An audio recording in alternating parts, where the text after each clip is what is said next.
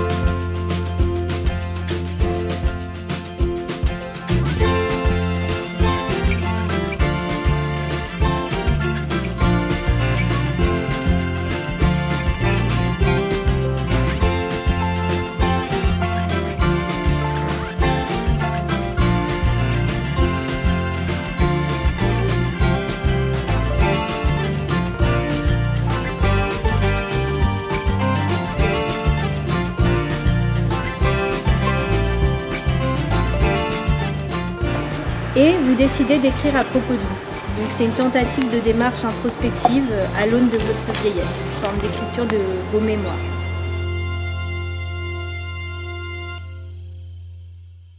Est-ce que tu as à proposer? Merci beaucoup.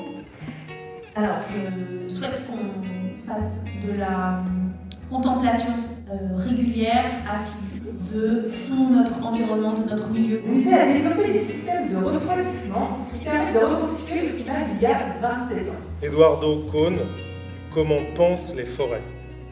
C'est de la théorie. Tu touches à nouveau les girolles dans ta main et tu penses au bon repas que tu pourrais te faire et tu te demandes qui tu pourrais inviter pour partager ce repas. En pensant à tout ça, tu ne regardes plus où tu vas et tu finis par te perdre dans cette forêt.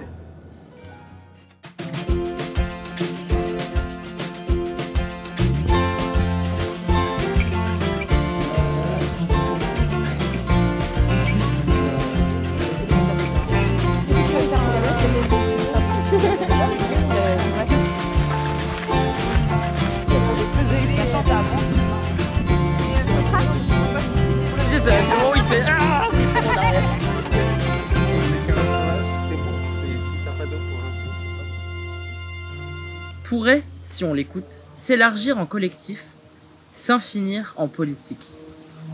On se dit d'ailleurs aussi qu'avec les nous pourrait se décliner au féminin, pour nous les femmes. Car nous ne désigne pas une addition de sujets, je, plus je, mais tous ceux qui pourront être le je de ce nous. Et en gros, l'idée c'est de dessiner, sans regarder ce que vous dessinez, mais sans enlever votre crayon. Ah, sans regarder.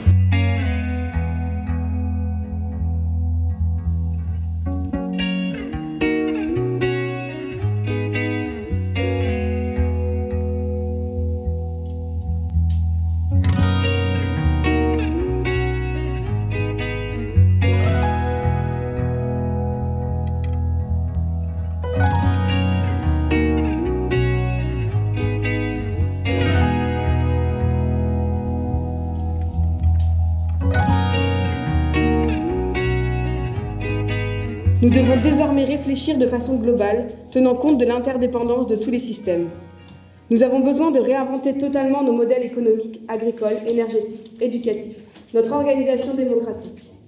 Nous savons qu'agir individuellement ne sera pas suffisant et que nous ne pouvons pas compter sur la bonne volonté des responsables politiques. Ils n'ont que peu de pouvoir sans nous et nous avons un impact limité sans eux. Notre seule issue est de construire des espaces de coopération entre élus, entrepreneurs et citoyens. Pour cela, les récits, les histoires sont certainement le catalyseur le plus efficace. Mais coopérer ne veut pas dire attendre que tout le monde soit d'accord.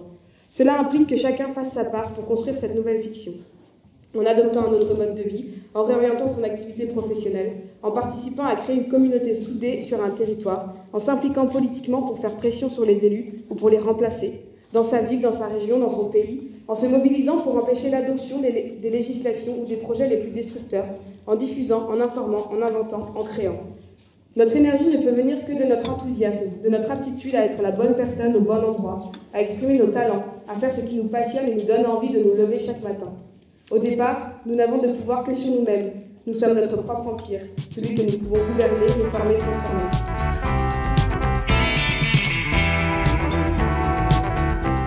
Installation agricole, entreprise.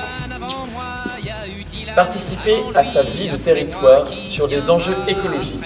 Mobilisation pour le maintien et le développement des services publics. Oui, mais moi, on m'aura pas. Je tirerai le premier, je viserai au bon endroit. J'ai chanté une fois 100 fois, j'ai eu répandre les voix, j'ai crié sur tous les toits, ce que je pensais de toi, société. Tu m'auras pas.